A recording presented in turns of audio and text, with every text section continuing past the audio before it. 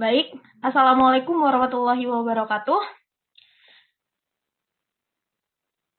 Teman-teman yang berbahagia, marilah kita panjatkan puji syukur kepada Allah Subhanahu wa Ta'ala atas rahmat berupa kesehatan, sehingga pada hari ini nih kita semua bisa diberikan kesempatan untuk melaksanakan presentasi diskusi dari kelompok 1. Salawat serta salam, marilah kita terus curahkan kepada Rasulullah Shallallahu Alaihi Wasallam. Pada kesempatan pagi hari ini, topik yang akan kita bahas mengenai ibadah sholat. Saya Zahira Fatin Afsol selaku moderator akan membimbing jalannya diskusi ini. Sebelumnya saya akan memperkenalkan anggota kelompok 1. Yang pertama ada Dwi Ari, yang kedua ada Imas Putri, dan yang ketiga ada Ismi Arifatul Azizah. Baik, serangkaian acara pada hari ini diantaranya yang pertama adalah pembukaan, yang kedua adalah pembacaan ayat suci Al-Quran, dan yang ketiga penyajian materi, serta yang keempat adalah penutup. Baik, kita mulai acara yang pertama, pembukaan. Marilah kita bersama-sama membuka sesi diskusi pada hari ini dengan membaca basmalah bersama-sama. Bismillahirrahmanirrahim. Baik, acara yang kedua adalah pembacaan ayat suci Al-Quran yang akan dibawakan oleh Dwi Ari. Dipersilakan. Bismillahirrahmanirrahim.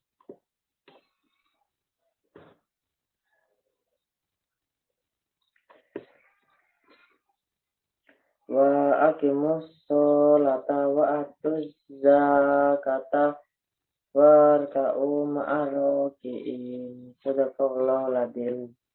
Terima kasih. Baik, acara ketiga adalah penyajian materi yang akan dipresentasikan oleh kelompok 1. Waktu dan layar dipersilakan. Baik, terima kasih untuk moderator atas waktunya. Di sini kami dari kelompok 1 izin mempresentasikan hasil kelompok kami, yaitu tentang ibadah sholat. Pastinya teman-teman semua sudah tidak asing lagi dengan apa sih itu sholat, karena sholat merupakan kewajiban umat muslim yang dilakukan 5 kali atau 5 waktu setiap harinya, yaitu ada sholat isya, subuh, zuhur, asar, dan maghrib. Di sini kami akan membahas beberapa subtopik. Yang pertama ada hakikat sholat, yang kedua mengapa sholat wajib, yang ketiga tujuan dan fungsi sholat, yang keempat akhlak sholat, yang kelima hikmah sholat, yang keenam makna spiritual, dan yang terakhir balasan dan ancaman sholat. Menuju subtopik yang pertama yaitu hakikat sholat. Nah, sholat menurut bahasa itu merupakan doa. Hakikatnya, sholat menghadap kepada Allah dengan rasa takut kepadanya dan menumbuhkan rasa kebesarannya. Sholat merupakan kewajiban bagi setiap muslim yang dilakukan setiap 5 kali dalam sehari. Di sini, muslim yang sudah akil balik itu diwajibkan untuk melaksanakan sholat. Entah itu dalam keadaan sehat maupun sakit, dalam keadaan berpergian maupun tidak, kita tetap diwajibkan untuk melaksanakan sholat. Seperti contohnya, misalkan ada seorang hamba yang sedang sakit dan tidak bisa melaksanakan sholat dengan berdiri, maka bisa dilaksanakan dengan duduk. Jika duduk tidak bisa, bisa dilaksanakan dengan tidur. Jika tidur dan melakukan gerakan tangan. Jika itu tidak bisa, bisa dilakukan dengan kedipan mata. Dan jika tidak bisa dengan kedipan mata, bisa menggunakan batin. Jadi, gimana pun keadaan kita, kita wajib melaksanakan sholat. Selanjutnya, subtopik yang kedua yaitu mengapa sholat diwajibkan.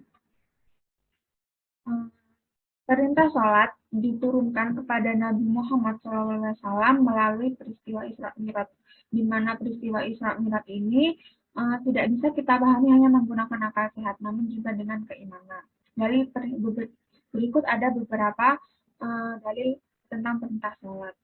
Yang pertama ada surat Al-Baqarah ayat ke-43 yang artinya, dan laksanakan sholat, tunaikanlah zakat, dan rukuklah bersama orang-orang yang rukuk. Di sini kita dan laksanakan sholat, tunaikanlah zakat, kita diwajibkan untuk melaksanakan sholat dan menunaikan zakat. Dan rukuklah bersama orang yang rukuk. Di sini dimaksudkan kita dianjurkan untuk melaksanakan sholat dengan berjamaah.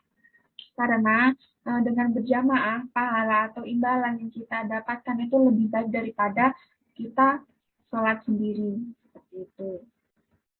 Dan selanjutnya, dalil yang kedua ada surat Al-Ankabut ayat 45, yang artinya, bacalah kitab atau Al-Quran yang telah diwahyukan kepadamu Muhammad, dan laksanakan sholat.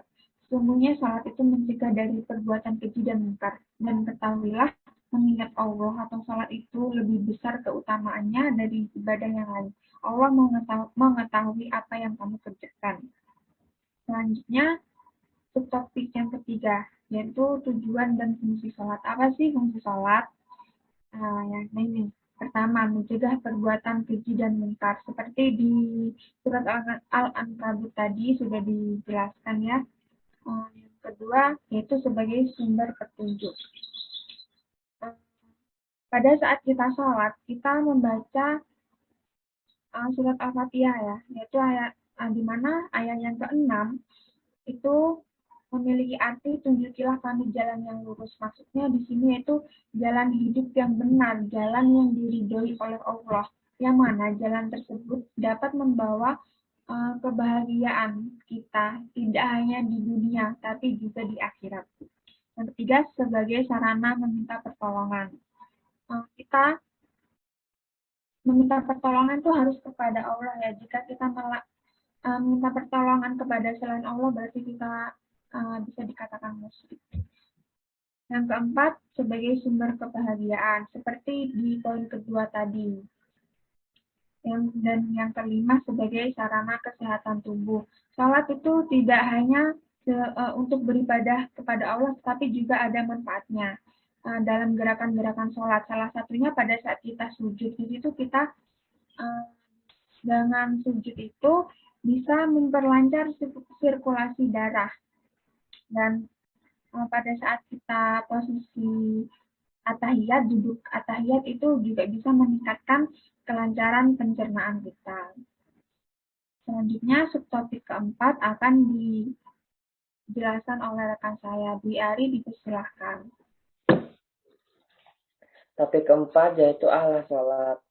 Akhlak sholat memiliki dua nilai, yaitu sholat melatih kesabaran dan sholat membentuk kedisiplinan.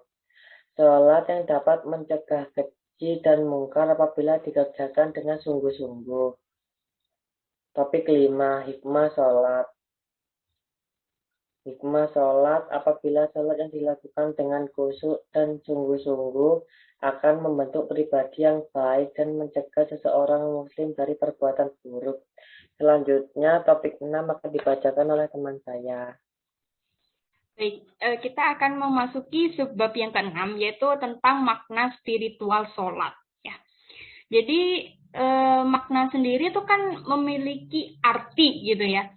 Nah, spiritual di sini itu berarti tentang jiwa, tentang ruh, tentang sukma. Atau spiritual ini dapat diartikan sebagai sesuatu yang mengacu kepada apa yang terkait dengan jiwa, apa yang terkait dengan ruh, apa yang terkait dengan sukma kita gitu. Jadi makna spiritual dalam sholat ini itu berarti kita melakukan hubungan komunikasi ya dengan Allah Subhanahu wa taala. Seperti yang tertuang dalam Quran surat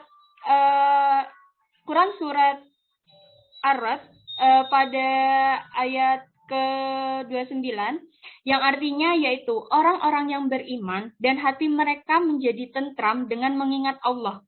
Ingatlah, hanya dengan mengingat Allah lah hati kita akan menjadi tentram. Itu kayak sebuah reminder bagi kita.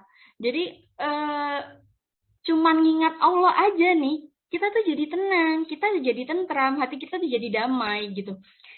Nah, bisa di next kan? Di dalam sholat tuh kan ada gerakan-gerakannya juga ya. Nah, yang pertama yaitu gerakan takbiratul ihram. Di takbiratul ihram tuh kan kita mengawali sholat gitu ya. Disimbolkan sebagai kita mengawali segala sesuatu gitu. Seperti hidup. Kita hidup itu kan diawali dengan kelahiran. Dan sesuatu yang ada, pasti itu ada awalannya gitu. Jadi nggak ujuk-ujuk kita sudah nyampe di tengah nih, kan enggak gitu. Nah, dengan keimanan kita itu yakin bahwa semuanya itu berawal dari Allah.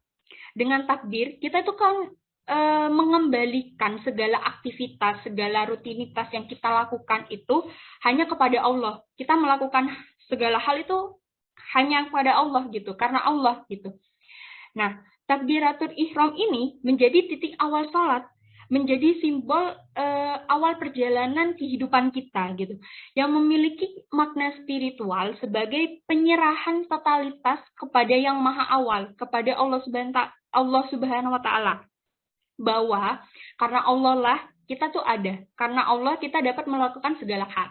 Nah, gerakan yang selanjutnya yaitu kita kan berdiri dengan tegak. Nah, berdiri dengan tegak itu disimbolkan sebagai kita tuh siap untuk menjalani kehidupan yang Allah berikan kepada kita. Dalam berdiri yang tegak itu kita diartikan sebagai kita itu dalam kehidupan harus ditegakkan gitu ya. Intinya kehidupan kita itu harus ditegakkan. Nah, dalam posisi ini pun kepala kita itu kan menunduk, diartikan sebagai kita itu harus tunduk, kita harus patuh gitu dalam menjalani kehidupan yang Allah berikan gitu.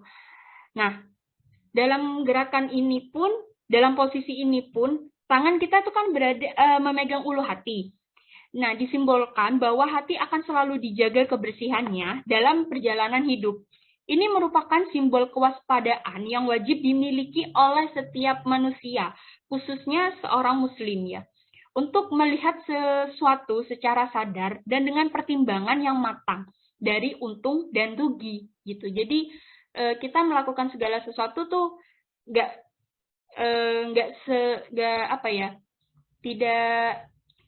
sia-sia, tidak semena-mena gitu ya. Jadi harus mempertimbangkan untung dan ruginya gitu. Nah, terus gerakan yang ketiga yaitu ruku. Ruku di sini mengajarkan kita itu adalah kembali kepada Sang Pencipta, ya. Segala sesuatu yang kita lakukan tuh tidak pernah kita miliki secara pribadi, karena segala sesuatu yang kita miliki itu kan hanya milik Allah. Ya, ilmu kita, nyawa kita, harta kita, itu kan segalanya milik Allah. Kehidupan kita pun juga milik Allah gitu. Jadi semua yang berasal dari Sang Pencipta itu akan kembali kepada Sang Pencipta. Semua yang dimiliki manusia tuh hanya ujian, hanya titipan gitu. Itu tandanya bahwa Sang Penciptalah yang menjadi acuan hidup kita. Dan kita tuh benar-benar mengembalikan urusan akhir itu kepada Sang Pencipta. Nah, gerakan ini pun adalah gerakan penghormatan yang dimaksudkan sebagai ungkapan terima kasih kita kepada Sang Pencipta karena Allah lah kita ada gitu. Karena atas izin Allah kita memiliki segala yang diperlukan gitu. Nah, bisa di next, Ismi. Gerakan yang keempat adalah i'tidal ya. I'tidal di sini disimbolkan sebagai mengisi kembali perjalanan hidup dengan puja dan puji kepada Allah. Pada gerakan i'tidal ini kita kan berdiri lagi tuh. Nah, berdiri lagi tuh untuk mengisi perjalanan hidup dengan penuh puja-puji kepada Allah Subhanahu wa Ta'ala, serta penuh rasa syukur yang amat sangat setiap saat. Sehingga dari rasa itu tuh ya, dari rasa syukur, dari puja dan puji, itu tercipta sebuah kepatuhan dan ketaatan. Nah, dengan mengetahui hasil ciptaan Allah, itu kita akan tumbuh nih dalam diri kita, tumbuh kekaguman, tumbuh kecintaan kepada Allah Allah Ta'ala. Nah, dari tumbuh kekaguman dari tumbuh cinta, itu akan muncul sebuah rasa cinta, akan muncul sebuah rasa ikhlas menjalani hidup sesuai dengan perintah dan kehendak Allah. Jadi kita melakukan segala perintah yang Allah berikan itu dengan ikhlas gitu ya. Kayak ya ikhlas aja gitu. Kita melakukan ini hanya untuk Allah gitu. Nah, ini dimaksudkan agar kita tuh menjaga tauhid, agar kita tuh setia pada jalan Allah, setia pada Allah gitu ya, nggak melirik sana sini gitu, tidak melirik yang lain gitu. Jadi stay bersama Allah gitu. Nah, yang kelima yaitu gerakan sujud. Sujud ini merupakan sebuah simbol dari perjalanan hati atau rohani ya. Dengan sujud, hati dan pikiran kita tuh direndahkan serendah-rendahnya gitu. Nah, itu sebagai sebuah tanda ketundukan kita kepada segala kehendak Allah. Jadi kita tuh kayak berhadapan dengan Allah tuh menunjukkan bahwa kita tuh makhluk yang paling rendah gitu, kayak serendah-rendahnya gitu. Nah, kita itu menyatukan kehendak Allah dengan kehendak kita itu pada sujud gitu. Jadi sujud itu adalah penyerahan total kita kepada Sang Pencipta tanpa syarat gitu. Nah, sujud itu juga disimbolkan sebagai kepasrahan kita ya kepada Allah gitu, kepasrahan yang benar-benar pasrah banget kepada Allah gitu. Dengan menempatkan kepala, tangan, kaki, dan hati kita itu rata dengan bumi. Di mana bumi itu kan tempat kita asal gitu ya, tempat kita hidup. Dan bumi juga adalah tempat akhir hidup kita gitu. Sebelum akhirnya kita akan memasuki dunia akhirat seperti itu. Nah, maka sujud itu merupakan sebuah klimaks dari seluruh rangkaian gerakan sholat. Jadi ya klimaks sholat itu ada di sujud gitu, karena kita kan sudah mempasrahkan diri kita kepada Allah Subhanahu Wa Taala, sehingga kita mengharapkan akan kembali kepada Allah dalam keadaan suci, sama seperti sejak awal kita diciptakan gitu kan. Kita diciptakan pasti suci kan gitu. Nah, kita harapannya kita kembali dengan keadaan yang suci. Selanjutnya yaitu duduk di antara dua sujud. Nah, gerakan ini memiliki makna sebagai pengungkapan berbagai permohonan kepada Allah Subhanahu Wa Taala untuk memberikan segala kebutuhan yang kita perlukan gitu. Nah, segala kebutuhan ini merupakan bekal perjalanan untuk bertemu dengan Sang Pencipta gitu ya, bekal perjalanan kita di akhirat nanti gitu, serta permohonan perlindungan kepada Allah, permohonan perlindungan jasmani dan rohani agar tetap berada pada jalan Allah. Nah, dalam keadaan bersimpu ini itu menjadi simbol di mana kita akan dimintai pertanggungjawaban tuh kepada Sang Maha Kuasa, yaitu Allah Subhanahu Wa Taala. Nah, gerakan yang selanjutnya bisa di next. Nah, gerakan yang selanjutnya yaitu ada tahiyat. Nah, tahiyat ini merupakan tahap pemantapan. Karena apa? Karena fitrah manusia itu kan tidak lepas dari sifat lupa ya. Maka perlu pemantapan, perlu pengulangan agar kita tuh semakin kokoh. Nah, dan di tahiyat ini kan ada sebuah ikrar ya yang kita ucapkan, yaitu ikrar syahadat, di mana dengan simbol pengokohan ikrar melalui telunjuk kanan gitu ya, itu berisikan kita memberikan penghormatan kepada utusan-utusan Allah dan para aulia Karena melalui mereka, kita tuh bisa mengenal Allah, kita bisa mengenal Sang Pencipta, kita bisa mengenal siapa sih yang nyiptain kita gitu, dan menjadikan mereka sebagai saksi ikrar kita. Bacaan sholawat di situ menjadi pernyataan kebersediaan kita untuk mengikuti apa yang diajarkan Rasulullah Muhammad SAW dan menempatkannya sebagai pemimpin perjalanan di kehidupan kita. Dan penghormatan kepada Nabi Ibrahim yang menjadi bapak induk ajaran tauhid. Nah, gerakan yang terakhir itu ada gerakan salam, di mana salam ini merupakan ucapan yang mengakui bahwa manusia itu sebagai makhluk sosial yang bermasyarakat dan tidak bisa hidup sendiri. Jadi kan kita sebagai makhluk sosial itu kan membutuhkan orang lain kan, membutuhkan orang lain, dan kita juga akan bertemu dengan orang lain gitu. Nah, sehingga kita tuh hendaknya untuk selalu menebar salam, selalu menebar ramah, selalu menebar kebaikan, selalu menebar senyuman gitu ya. Dan kita juga menebar sebuah keberkahan kepada sesama untuk saling bahu-membahu atau saling tolong-menolong seperti itu. Agar dari hal-hal tersebut itu kita bisa menghidupkan sebuah harmonisasi di kehidupan kita. Oke, selanjutnya, next is me. Nah, subbab yang terakhir, subbab ketujuh adalah balasan dan ancaman sholat. Bisa next. Nah, balasan sholat bagi para muslim yang menjalankan sholat itu kira-kira apa ya? Yang pertama, Allah akan memberikan pahala. Tadi sudah dijelaskan di awal. Apalagi pahala sholat berjamaah. Itu lebih besar dibandingkan sholat sendiri-sendiri kan. Jadi disarankan kita untuk selalu sholat berjamaah. Nah, dari pahala yang kita dapat, itu kan kayak jadi bekal kita untuk jalan ke surga gitu. Yang kedua adalah dimudahkan segala urusannya sama Allah.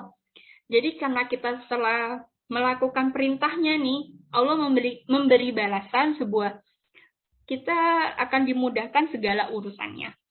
Nah, yang ketiga, yaitu kita diampuni dosa-dosanya. Yang saya tahu nih, ketika ruku dan sujud, itu sebuah gerakan di mana dosa-dosa yang ada di pundak kita itu akan meluruh, gitu, akan menghilang. Nah, yang kelima, kita akan mendapatkan 9 macam kemuliaan. Seperti yang dikatakan Utsman bin Affan radhiyallahu anhu berkata, barang siapa yang selalu mengerjakan sholat 5 waktu, tepat pada waktu utamanya, maka Allah akan memuliakannya dengan 9 kemuliaan. Di antaranya yang pertama, akan dicintai Allah. Siapa sih yang tidak akan menyukai orang yang melakukan perintahnya gitu. Yang kedua adalah badan yang sehat. Seperti yang sudah dijelaskan di awal tadi, ketika sujud itu akan melancarkan peredaran darah. Nah, yang selanjutnya, dimanapun kita berada, kita akan dijaga oleh malaikat. Yang selanjutnya itu ada rumah akan diberkahi, terus wajah kita itu akan menampakkan jati diri seorang yang salih gitu. Terus yang selanjutnya akan dilunakkan hatinya, ya. Jadi ini kayak semacam tips. Mungkin ketika kita lagi emosi, kita lagi marah, itu ingatlah Allah, itu akan membuat damai kita. Kalaupun masih emosi, itu bisa dengan istighfar. Kalaupun masih emosi nih, kita ambil wudhu. Nah, kalaupun tetap masih habis ambil wudhu, tapi hati ini masih belum damai, kita bisa melaksanakan sholat. Karena sholat itu akan meluluhkan hati kita gitu. Yang selanjutnya adalah kita akan dipermudah nih sama Allah ketika menyeberangi jembatan Shirathul Mustaqim. Dan yang selanjutnya itu ada kita akan diselamatkan dari api neraka. Dan surga adalah tempat kita. Selanjutnya, ancaman bagi muslim yang lalai dalam sholat. Yang pertama, Allah akan menghilangkan keberkahan, baik keberkahan usia atau rezekinya atau keberkahan hidupnya. Yang kedua, Allah akan menghilangkan tanda orang saleh. Yang ketiga, doanya itu tidak akan dikabulkan sama Allah.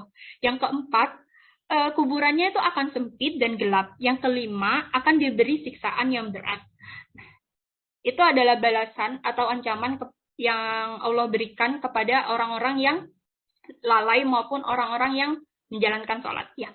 Nah, ini ada reminder bagi kita semua dari orang yang terkenal, tapi itu saya kurang tahu ya siapa yang menciptakan pertama kali, yaitu sholatlah sebelum engkau disolatkan.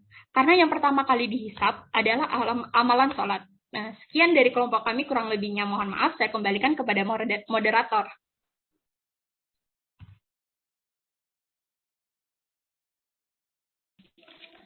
Baik, terima kasih untuk kelompok 1. Dan pada presentasi kali ini saya dapat menyimpulkan bahwasannya sholat merupakan kewajiban oleh setiap muslim. Dan sholat merupakan suatu cara untuk melakukan komunikasi dengan Allah. Pada setiap gerakan sholat memiliki makna spiritual, seperti takbiratul ihram yang barusan sudah dijelaskan oleh kelompok, yang merupakan simbol awal perjalanan hidup dengan totalitas. Balasan bagi orang muslim yang menjalankan sholat tidak hanya mendapatkan pahala maupun surga, tapi juga akan mendapatkan 9 kemuliaan, seperti yang sudah dijelaskan oleh kelompok juga. Begitupun dengan orang-orang yang lalai dalam sholatnya akan mendapatkan ancaman dari Allah Subhanahu wa Ta'ala. Baik, telah sampai kita di penghujung presentasi pada hari ini, di ujung acara pada hari ini. Saya selaku moderator, apabila ada salah, meminta maaf yang sebesar-besarnya. Mari kita bersama-sama menutup acara pada hari ini dengan bacaan hamdalah dan doa kafaratul majelis. Alhamdulillahirabbil alamin. Subhanakallahumma wa bihamdika Allah.